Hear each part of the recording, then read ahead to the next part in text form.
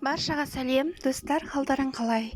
Достар, мен бүгін сіздермен осы хит болып жатқан елдің бәрі шулап айтатын клубника в шоколадені үйде жасап көргім келді, және осы видеода көрсетемін қалай болғанын.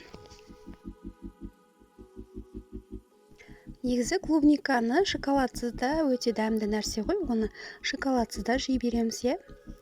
Бірақ неге шоколадпен осындай хит болып жатқанын түсінбеймін. Или ысырап па, или елдер еріккен ба.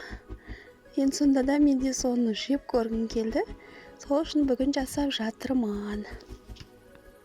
Негізі әкелген клубникамыздың көбісін жеп қойдық, осы азақ қалды.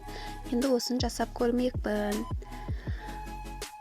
Ең алдымен бисмилля деп клубникамызды жақсылап жуып аламыз. Содан соң қағаз салфеткаға жақсылап құрғатып аламыз. Егер жақсылап құрғатпасаңыздар, сыртына шоколад жабыспайтын болады.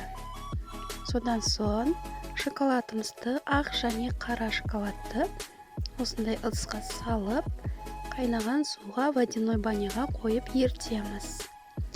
Қайнаған буға ертеміз. Кішкене май қосып, өсімдік майын қоссаңыз да болады, немесе сары май қоссаңыз да болады. Немесе сүт қосуға болады.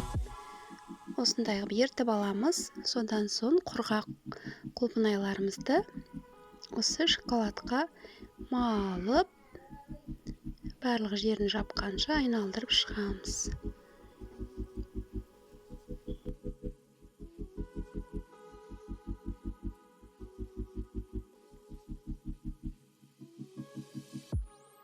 Содан соң пергаментный қағазға немесе пакеттің бетіне осылай кептіріп қоямыз. Шоколадымыз кішкене кебе бастағанда осындай етіп сәндеуге болады. Мен осындай кішкентай конфеттермен сәндеп шықтым.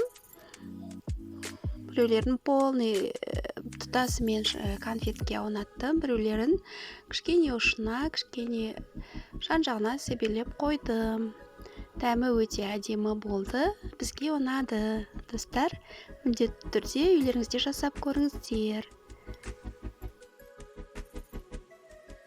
Сіздерге ұнайды деп ойлаймын. Достар, видеом ұнаса, лайк басып, комментарий жазып кетейік. Менің келесі видеоларымды жіберіп алмас үшін каналға тіркеліп қоюды ұмытпаңыздар. Рахмет.